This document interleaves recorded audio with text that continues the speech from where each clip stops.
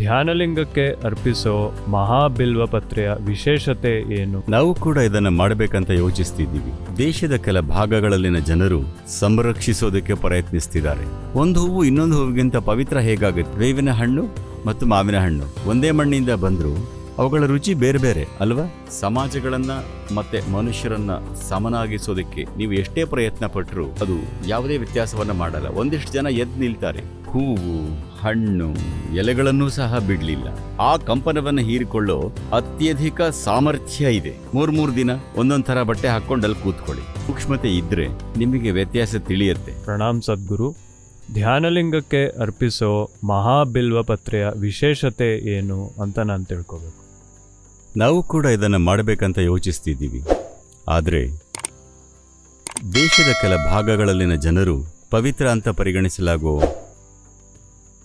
ಎಲ್ಲ ಎಲೆಗಳು ಮತ್ತು ಹೂಗಳನ್ನು ಸಂರಕ್ಷಿಸೋದಕ್ಕೆ ಪ್ರಯತ್ನಿಸ್ತಿದ್ದಾರೆ. ಅವನ್ನ ಯಾಕೆ ಪವಿತ್ರ ಅಂತ ಪರಿಗಣಿಸ್ತಾರೆ? ಒಂದು ಹೂವು ಇನ್ನೊಂದು ಹೂವಿಗಿಂತ ಪವಿತ್ರ ಹೇಗಾಗುತ್ತೆ? ಏನೇ ಸಂಬಂಧ ಇವೆಲ್ಲ? ಪಕ್ಷಪಾತ ಮಾಡ್ತಿದ್ದೀರಾ? ನೋಡಿ, ಇಲ್ಲಿ 2 ಮರಗಳಿವೆ. ಇದು ಹೊಂಗೆ ಮರ ಮತ್ತಿದು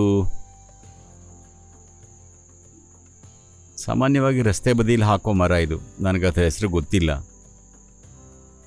ನೀವು ಕಾಲ ಕಳಿಬೇಕು ಇದಕ್ಕೆಲ್ಲ. ನೀವು ಇದರ ಜೊತೆ ಇರಬೇಕು. ಈ ಮರ ಮತ್ತು ಆ ಮರದ ಜೊತೆ ನೀವು ಕಾಲ ಕಳೆದ್ರೆ ನೀವು ನೋಡ್ತೀರಿ, ನೀವು ಧ್ಯಾನಾಸಕ್ತರಾದರೆ ಸಹಜವಾಗಿ ಈ ಮರದ ಬಳಿ ಹೋಗ್ತೀರಾ, ಆ ಮರದ ಬಳಿ ಅಲ್ಲ. ಯಾಕೆ ಹೀಗೆ? ಎಲ್ಲನೂ ಮಣ್ಣಿಂದನೇ ತಾನೇ ಬರೋದು. ಬೇವಿನ ಮರ, ಬೇವಿನ ಹಣ್ಣು ಮತ್ತು ಮಾವಿನ ಹಣ್ಣು ಒಂದೇ ಮಣ್ಣಿಂದ ಬಂದರೂ ಅವುಗಳ ರುಚಿ ಬೇರೆ ಬೇರೆ ಅಲ್ವಾ? ಅದೇ ಮಣ್ಣು ಇಲ್ಲೇ ಪಕ್ಕ ಬೆಳೀತಿದ್ರು, ಅವುಗಳ ರುಚಿ ಮಾತ್ರ ಬೇರೆ ಬೇರೆ. ಅದರಿಂದ ಅದೇ ಮಣ್ಣನ್ನು ಈ ಮರ ಸಂಸ್ಕರಿಸೋ ರೀತಿ ಮತ್ತು ಅದೇ ಮಣ್ಣನ್ನು ಆ ಮರ ಸಂಸ್ಕರಿಸೋ ರೀತಿ ವಿಭಿನ್ನವಾಗಿರುತ್ತೆ. ಅಥವಾ ಇದನ್ನು ನೀವು ಈ ರೀತಿಯಲ್ಲಿ ನೋಡಬೇಕಂದ್ರೆ, ಒಂದು ಕ್ರಿಮಿ, ಒಂದು ಕೀಟ, ನೀವು ಹಾಗೂ ಇನ್ನೊಬ್ಬ ವ್ಯಕ್ತಿಯ ನಡುವೆ ಏನು ವ್ಯತ್ಯಾಸ ಇದೆ? ಎಲ್ಲ ಒಂದೇ ಪದಾರ್ಥ, ಆದರೂ ನಾವು ಅದನ್ನು ಏನು ಮಾಡ್ಕೋತೀವಿ ಅನ್ನೋದರಲ್ಲಿ ವ್ಯತ್ಯಾಸ ಇದೆ ಅಲ್ವಾ? ಹಾಗಾಗಿ ಪ್ರತಿಯೊಂದು ಸಮಾಜದಲ್ಲಿ ಸಮಾಜಗಳನ್ನು ಮತ್ತು ಮನುಷ್ಯರನ್ನು ಸಮನಾಗಿಸೋದಕ್ಕೆ ನೀವು ಎಷ್ಟೇ ಪ್ರಯತ್ನ ಪಟ್ಟರೂ ಅದು ಯಾವುದೇ ವ್ಯತ್ಯಾಸವನ್ನು ಮಾಡಲ್ಲ. ಒಂದಿಷ್ಟು ಜನ ಎದ್ದು ನಿಲ್ತಾರೆ, ಕೆಲವು ಪ್ರತಿಭೆಗಳಿರೋ ಜನ ಎದ್ದು ಕಾಣ್ತಾರೆ, ಕೆಲವು ಸಾಮರ್ಥ್ಯವಿರೋ ಜನ ಎದ್ದು ಕಾಣ್ತಾರೆ. ನೀವು ಅವರನ್ನು ಕೆಳಗೆ ತುಳಿಯೋಕ್ಕಾಗಲ್ಲ ಅಲ್ವಾ? ನೀವೇನಾದರೂ ಮಾಡಿ, ಒಂದಷ್ಟು ಜನ ಎದ್ದು ಕಾಣ್ತಾರೆ, ಇನ್ನೊಂದಷ್ಟು ಜನ ಹಿನ್ನೆಲೆಯ ಭಾಗವಾಗ್ತಾರೆ. ಹೀಗಾಗೋದು ಶತಸಿದ್ಧ.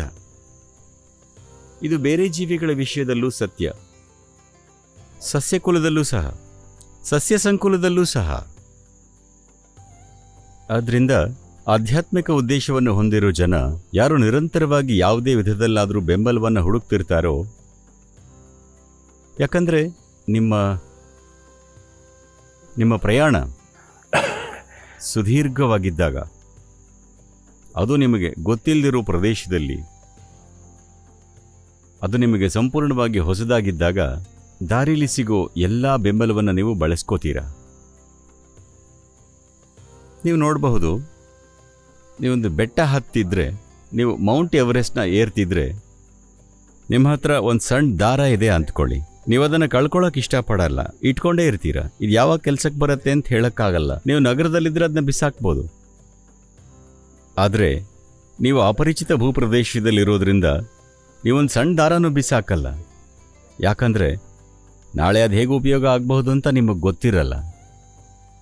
ನೀವು ಆಧ್ಯಾತ್ಮಿಕ ಪಥದಲ್ಲಿ ನಡೀತಿದ್ದಾಗಲೂ ಇದೇ ಅನ್ವಯವಾಗುತ್ತೆ. ಯಾಕಂದರೆ ಅದೊಂದು ಅಪರಿಚಿತ ವಲಯ. ನಿಮ್ಮನ್ನು ಬೆಂಬಲಿಸಬಲ್ಲ ಪ್ರತಿಯೊಂದು ಸಣ್ಣ ವಿಷಯವನ್ನು ಜನ ಗುರುತಿಸಿದ್ರು. ಅವರು ಹೂವು ಹಣ್ಣು ಎಲೆಗಳನ್ನೂ ಸಹ ಬಿಡಲಿಲ್ಲ. ನಿಮಗೆ ಸಹಾಯ ಮಾಡುವಂಥ ಎಲ್ಲ ವಸ್ತುಗಳು. So always it is said Bilva is dear to Shiva. What does he care? ಬಿಲ್ವಪತ್ರೆ ಅಂದರೆ ಶಿವನಿಗೆ ಪ್ರಿಯ ಅಂತಾರೆ. ಅವನೇನು ಮಾಡ್ತಾನೆ ಅದನ್ನು ಇಟ್ಕೊಂಡು? ಶಿವನಿಗೆ ಅದು ಇಷ್ಟ ಅಂತಲ್ಲ.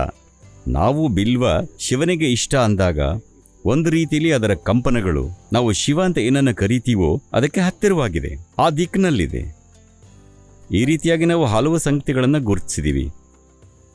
ಒಂದು ನಿರ್ದಿಷ್ಟ ಎಲೆ ಮಾತ್ರ ಅಲ್ಲ, ಹಲವಾರು ವಿಷಯಗಳನ್ನು ಗುರುತಿಸಿದ್ದೀವಿ. ಅದನ್ನು ಮಾತ್ರ ಅರ್ಪಿಸ್ತೀವಿ, ಯಾಕಂದರೆ ಅದು ನಿಮ್ಮನ್ನು ಸಂಪರ್ಕದಲ್ಲಿರಿಸೋ ಒಂದು ಉಪಕರಣವಾಗುತ್ತೆ. ನೀವು ಎಲೆಯನ್ನು ಅವನ ಬಳಿಯೇ ಬಿಡೋದಿಲ್ಲ, ಎಲೆಗಳನ್ನು ಅವನಿಗೆ ಅರ್ಪಿಸಿ ಅದನ್ನು ತಗೊಂಡು ಹೋಗ್ತೀರಾ ಅಲ್ವಾ? ಯಾಕೆಂದರೆ ಆ ಬಿಲ್ವಕ್ಕೆ ಆ ಕಂಪನವನ್ನು ಹೀರಿಕೊಳ್ಳೋ ಅತ್ಯಧಿಕ ಸಾಮರ್ಥ್ಯ ಇದೆ, ಮತ್ತೆ ನೀವದನ್ನು ತಗೊಂಡು ಹೋಗಬೇಕು. ಹೀಗೆ ಗುರುತಿಸಲಾಗಿರೋ ಹಲವಾರು ವಸ್ತುಗಳಿವೆ, ಜನ ಬಳಸ್ತಿರೋ ಪವಿತ್ರ ಉಪಕರಣಗಳು. ನೀವದನ್ನು ಅರ್ಥ ಮಾಡ್ಕೋಬೇಕು. ಇದು ದೇವರ ಬಗ್ಗೆ ಅಲ್ಲ, ಇದು ನಿಮ್ಮ ಬಗ್ಗೆ ಮತ್ತೆ ನೀವು ಬೇರೇನನ್ನೂ ಪಡೆಯುವ ಸಾಮರ್ಥ್ಯದ ಬಗ್ಗೆ. ಬೇಕಂದ್ರೆ ನೀವಿದನ್ನು ಪ್ರಯತ್ನಿಸಿ ನೋಡಬಹುದು. ಈ ಪ್ರಯೋಗ ಮಾಡಿ, ಧ್ಯಾನಲಿಂಗಕ್ಕೆ ಹೋಗಿ, ಸರಿನಾ? ಈ ರೀತಿ ಸಾವಯವ ಹತ್ತಿಯ ಬಟ್ಟೆ ಧರಿಸಿ ಅಲ್ಲಿ ಕೂತ್ಕೊಳ್ಳಿ. ಹೇಗನ್ಸುತ್ತೆ ನೋಡಿ. ಕಚ್ಚಾ ರೇಷ್ಮೆ ಬಟ್ಟೆ ಹಾಕ್ಕೊಂಡು ಹೋಗಿ, ಹೇಗನ್ಸತ್ತೆ ನೋಡಿ. ಅಲ್ಲಿ ಹೋಗಿ ಕೂತ್ಕೊಳ್ಳಿ. ನೈಲಾನ್ ಬಟ್ಟೆ ಹಾಕ್ಕೊಂಡು ಹೋಗಿ ಕೂತ್ಕೊಳ್ಳಿ, ಹೇಗನ್ಸತ್ತೆ ನೋಡಿ. ನಿಮ್ಮ ಮೈಗೆ ಒಂದು ಪ್ಲಾಸ್ಟಿಕ್ ಶೀಟ್ ಸೂತ್ಕೊಂಡು ಹೋಗಿ ಕೂತ್ಕೊಳ್ಳಿ, ಹೇಗನ್ಸತ್ತೆ ನೋಡಿ. ಏನೂ ನಂಬೇಡಿ, ಪ್ರಯೋಗ ಮಾಡಿ ನೋಡಿ. 3 ದಿನ ಒಂದೊಂದು ಥರ ಬಟ್ಟೆ ಹಾಕ್ಕೊಂಡು ಅಲ್ಲಿ ಕೂತ್ಕೊಳ್ಳಿ. ನಿಮ್ಮಲ್ಲಿ ಒಂದು ಸ್ವಲ್ಪನಾದರೂ ಸೂಕ್ಷ್ಮತೆ ಇದ್ದರೆ ನಿಮಗೆ ವ್ಯತ್ಯಾಸ ತಿಳಿಯುತ್ತೆ. ಆಗ ನೀವು ಸಹಜವಾಗಿಯೇ ಸರಿಯಾದ್ದನ್ನು ಆರಿಸ್ಕೊಳ್ತೀರ.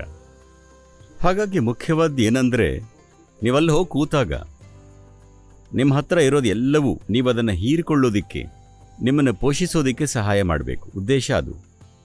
ಬಿಲ್ವ ಪತ್ರೆಗೆ ಆ ಸಾಮರ್ಥ್ಯ ಇದೆ. ನೀವದನ್ನು ಲಿಂಗದ ಮೇಲಿಟ್ಟು ತಗೊಂಡ್ರೆ ಆ ಕಂಪನವನ್ನು ಬಹಳ ಕಾಲದವರೆಗೂ ಉಳಿಸಿಕೊಳ್ಳೋ ಸಾಮರ್ಥ್ಯ ಅದಕ್ಕಿದೆ. ಅದು ನಿಮ್ಮ ಜೊತೆ ಇರತ್ತೆ. ನೀವದನ್ನು ನಿಮ್ಮ ಬಳಿ ಕೆಲವು ದಿನಗಳ ಕಾಲ ಇಟ್ಕೊಂಡ್ರೆ ವ್ಯತ್ಯಾಸ ಗೊತ್ತಾಗುತ್ತೆ. ಇದನ್ನು ಪ್ರಯತ್ನಿಸಿ ನೋಡಿ.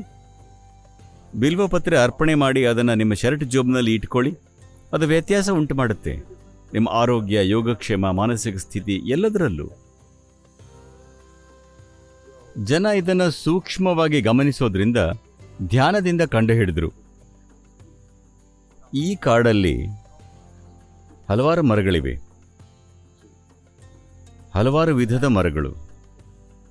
ಇದು ಪಶ್ಚಿಮ ಘಟ್ಟದ ಒಂದು ಭಾಗ, ಭೂಮಿಯ 2ನೇ ಅತ್ಯಂತ ಪ್ರಾಚೀನ ಪರ್ವತ ಶ್ರೇಣಿ ಮತ್ತು ಉಷ್ಣವಲಯದಲ್ಲಿನ ಅತ್ಯಂತ ಪ್ರಾಚೀನ ಪರ್ವತ ಶ್ರೇಣಿ ಭೂಮಿ ಮೇಲೇನೆ. ಹಾಗಾಗಿ ಸಸ್ಯರಾಶಿ ವೈವಿಧ್ಯತೆಯ ವಿಷಯದಲ್ಲಿ ಪಶ್ಚಿಮ ಘಟ್ಟಕ್ಕೆ ಸಾಟಿಯೇ ಇಲ್ಲ. ಇದೊಂದು ಚಿಕ್ಕ ಭಾಗ ಮಾತ್ರ ಭೂಪ್ರದೇಶದೊಳಕ್ಕೆ ಬಂದಿದೆ, ಇಲ್ಲಾಂದರೆ ಅದು ಕರಾವಳಿಯುದ್ದಕ್ಕೂ ಹಬ್ಬಿದೆ. ಮರ ಮತ್ತು ಎಲೆಗಳ ಇಂಥ ವೈವಿಧ್ಯತೆಯ ನಡುವೆ ಯಾಕೆ ಈ ಒಂದು ಎಲೆಯನ್ನೇ ಆರಿಸಿದ್ರು? ಯಾರೋ ಇದನ್ನು ಗುರುತಿಸಿದ್ರು. ಅದು ಎದ್ದು ಕಾಣುತ್ತೆ ಕೂಡ. ಅದನ್ನು ನಿರ್ಲಕ್ಷಿಸೋದಕ್ಕಾಗಲ್ಲ. ನೀವಿದನ್ನು ಪ್ರಯತ್ನಿಸಬಹುದು. ಹೋಗಿ 10 ಬೇರೆ ಬೇರೆ ಎಲೆಗಳನ್ನು ಕಿತ್ತು ಅದನ್ನು ಲಿಂಗಕ್ಕೆ ಅರ್ಪಿಸಿ ನಂತರ ಅವನ್ನೆಲ್ಲ ನಿಮ್ಮ ಬಳಿ ಇಟ್ಕೊಳ್ಳಿ. ವ್ಯತ್ಯಾಸ ನಿಮಗೆ ಗೊತ್ತಾಗುತ್ತೆ. ಇದನ್ನು ನೋಡೋದಕ್ಕೆ ನಿಮ್ಮಲ್ಲಿ ಒಂದು ಸೂಕ್ಷ್ಮತೆ ಬೇಕಾಗುತ್ತೆ. ಆದರೆ ಯಾವುದೇ ಅನುಮಾನ ಇಲ್ಲ, ಸೂಕ್ಷ್ಮತೆ ಇರೋರಿಗೆ ವ್ಯತ್ಯಾಸದ ಅನುಭವವಾಗುತ್ತೆ. ಕಣ್ಣುಗಳು ಮುಚ್ಚಿರಬೇಕು. ಕಣ್ಣುಗಳು ತೆರೆದಿದ್ರೆ ಪಕ್ಷಪಾತ ಮಾಡಬಹುದು. ನೀವು 10 ಬಗೆ ಒಂದಿಷ್ಟು ಎಲೆಗಳನ್ನು ತಗೊಳ್ಳಿ. ಹೀಗೆ ಕಾಣಿಸದೇ ಇರೋ ಥರ ಅದನ್ನು ಬಟ್ಟೆಯಲ್ಲಿ ಕಟ್ಟಿ ಅಲ್ಲಿಡಿ. ನಾನು ಆ ಎಲೆನ ಗುರುತಿಸ್ತೀನಿ. ಬೇರೆದನ್ನು ಗುರುತಿಸೋದಕ್ಕೆ ಆಗದೇ ಇರಬಹುದು. ನೀವು ಬಿಲ್ವನ ಅಲ್ಲಿಟ್ಟರೆ ನಾನು ಅದು ಬಿಲ್ವ ಅಂತ ಹೇಳ್ತೀನಿ. ನನ್ನನ್ನು ಕರೆಯೋ ಅಗತ್ಯ ಇಲ್ಲ. ನಿಮ್ಮ ರುದ್ರಾಕ್ಷಿನ ಅದರ ಮೇಲೆ ಹಿಡಿದ್ರೆ ಅದೇ ನಿಮಗೆ ಹೇಳುತ್ತೆ. ಅದು ನಿಮಗಿಂತ ಸ್ವಲ್ಪ ಬುದ್ಧಿಶಾಲಿ, ಗೊತ್ತಾ? ಲೇಟೆಸ್ಟ್ ಹಾಗೂ ಇಂಟ್ರೆಸ್ಟಿಂಗ್ ಸುದ್ದಿಗಳಿಗಾಗಿ ಬಾಸ್ ಟಿವಿ ಕನ್ನಡ ಚಾನೆಲ್ನ ಸಬ್ಸ್ಕ್ರೈಬ್ ಮಾಡಿ. ಹಾಗೆಯೇ ಬೆಲ್ ಐಕಾನ್ ಪ್ರೆಸ್ ಮಾಡಿ. ಇದರ ಜೊತೆಗೆ ಫೇಸ್ಬುಕ್, ಇನ್ಸ್ಟಾಗ್ರಾಮ್, ಎಕ್ಸ್ನಲ್ಲೂ ಮಿಸ್ ಮಾಡದೆ ಫಾಲೋ ಮಾಡಿ.